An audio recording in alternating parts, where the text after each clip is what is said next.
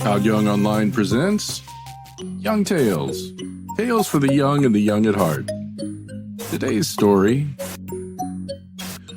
The Flying Trunk by Hans Christian Andersen. There was once a merchant who was so rich that he could have paved a whole street with gold and would even then have had enough left for a small alley. He did not do so. He knew the value of money better than to use it in this way. So clever was he that every shilling he put out brought him a crown, and so it continued as long as he lived. His son inherited his wealth and lived a merry life with it. He went to a masquerade every night, made kites out of 5-pound notes, and threw pieces of gold into the sea instead of stones, making ducks and drakes of them. In this manner, he soon lost all his money. At last he had nothing left but a pair of slippers, an old dressing gown, and 4 shillings. And now all his companions deserted him. They would not walk with him in the streets, but one of them, who was very good-natured, sent him an old trunk with the message, "Pack up." "Yes," he said, "it is all very well to say pack up," but he had nothing left to pack. Therefore he seated himself in the trunk. It was a very wonderful trunk, for no sooner did anyone press on the lock than the trunk could fly. He shut the lid and pressed the lock when away flew the trunk up the chimney with him in it, right up into the clouds.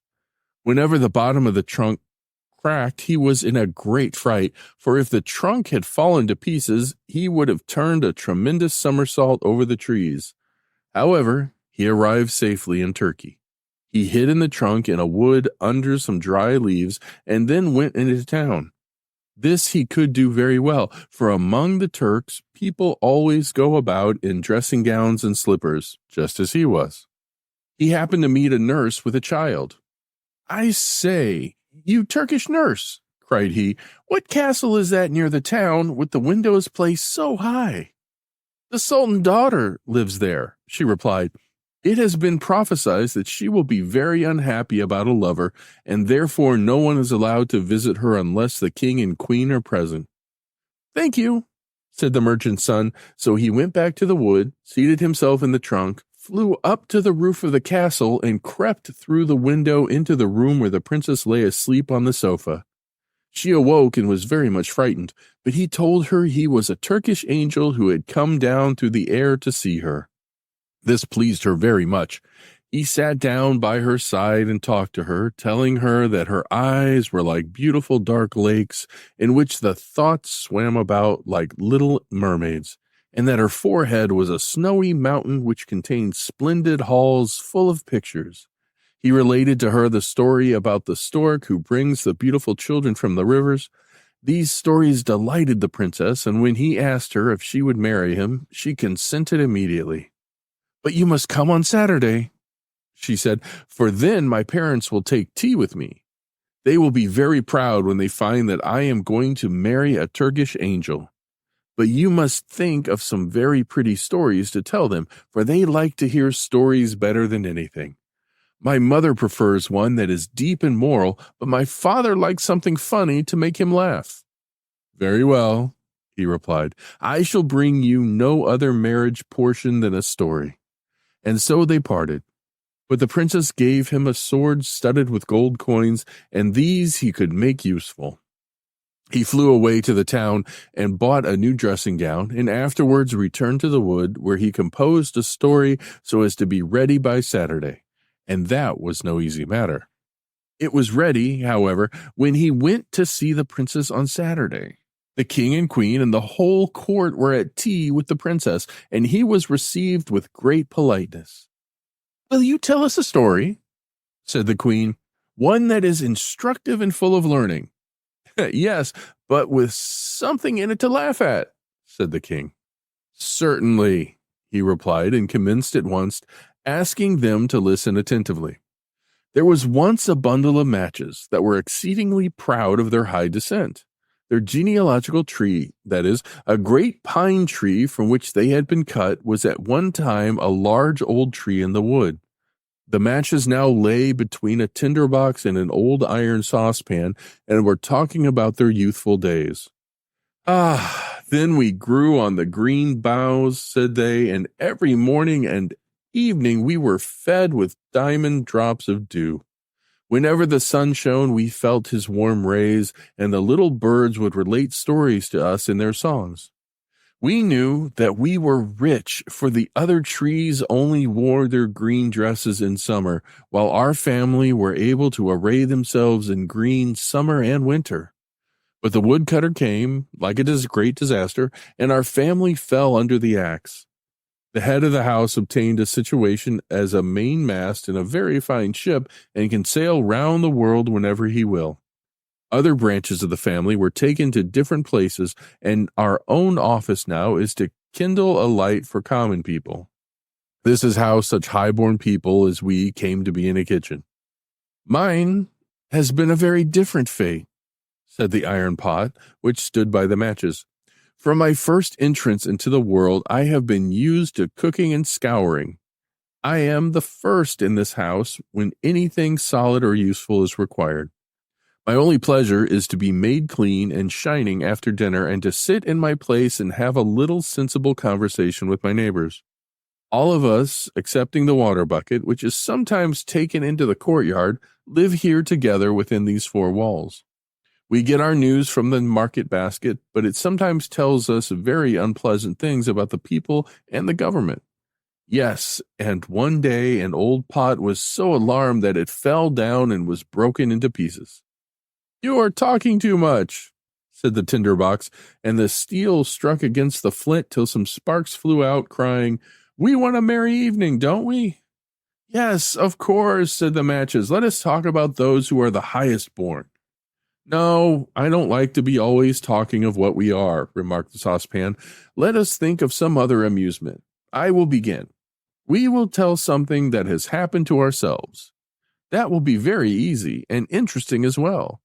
On the Baltic Sea, near the Danish shore—" "What a pretty commencement," said the plates. "We shall all like the story, I am sure." "Yes, well, in my youth I lived in a quiet family where the furniture was polished, the floors scoured, and clean curtains put up every fortnight." "What an interesting way you have of relating a story," said the carpet broom. "It is easy to perceive that you have been a great deal in society. Something so pure runs through what you say." "That is quite true," said the water bucket, and it made a spring with joy and splashed some water on the floor. Then the saucepan went on with its story, and the end was as good as the beginning. The plates rattled with pleasure, and the carpet broom brought some green parsley out of the dust hole and crowned the saucepan. It knew this would vex the others, but it thought, "If I crown him today, he will crown me tomorrow." "Now, let us have a dance," said the fire tongs. Then how they danced and stuck one leg in the air. The chair cushion in the corner burst with laughter at the sight. Shall I be crowned now?" asked the fire tongs, so the broom found another wreath for the tongs. "They are only common people after all," thought the matches. The tea urn was now asked to sing, but she said she had a cold and could not sing unless she felt boiling heat within. They all thought this was affectation. They also considered affectation that she did not wish to sing except in the parlor, when on the table with the grand people. In the window sat an old quill pen, with which the maid generally wrote. There was nothing remarkable about the pen, except that it had been dipped too deeply in the ink, but it was proud of that. "If the tea urn won't sing," said the pen, "she needn't. There is a nightingale in a cage outside that can sing. She has not been taught much, certainly, but we need not say anything this evening about that." "I think it highly improper," said the tea kettle, who was kitchen singer and half-brother to the tea urn, "that a rich foreign bird should be listened to here. Is it patriotic? Let the market basket decide what is right." "I certainly am vexed," said the basket, "inwardly vexed, more than anyone can imagine. Are we spending the evening properly? Would it not be more sensible to put the house in order? If each were in his own place, I would lead the game. This would be quite another thing." "Let us act a play," said they all, and the same moment the door opened and the maid came in. Then not one stirred. They remained quite still, although there was not a single pot among them that had not a high opinion of himself and of what he could do if he chose. Yes, if we had chosen, each of them thought, we might have spent a very pleasant evening. The maid took the matches and lighted them, and dear me, how they sputtered and blazed up. Now then, they thought, everyone will see that we are the first. How we shine! What a light we give! But even while they spoke, their lights went out. What a capital story! Said the queen. I feel as if I were really in the kitchen and could see the matches. Yes, you shall marry our daughter. Certainly, said the king. Thou shalt have our daughter. The king said thou to him because he was going to be one of the family. The wedding day was fixed, and on the evening before, the whole city was illuminated. Cakes and sweetmeats were thrown among the people. The street boys stood on tiptoe and shouted, hurrah! And whistled between their fingers. Altogether, it was a very splendid affair. I will give them another treat, said the merchant's son. So he went and bought rockets and crackers and every kind of fireworks that could be thought of, packed them in his trunk, and flew up with it to the air. What a whizzing and popping they made when they went off! The Turks, when they saw the sight, jumped so high that their slippers flew about their ears. It was easy to believe after this that the princess was really going to marry a Turkish angel. As soon as the merchant's son had come down to the wood after the fireworks, he thought, I will go back into town now and hear what they think of the entertainment. It was very natural that he should wish to know, and what strange things people did say, to be sure. Every one whom he questioned had a different tale to tell, though they all thought it was very beautiful. I saw the Turkish angel myself, said one. He had eyes like glittering stars and a head like a foaming water. He flew in a mantle of fire, said another, and lovely little cherubs peeped out from the folds. He heard many more fine things about himself, and that the next day he was to be married. After this, he went back to the forest to rest himself in his trunk. It had disappeared. A spark from the fireworks which remained had set it on fire. It was burned to ashes.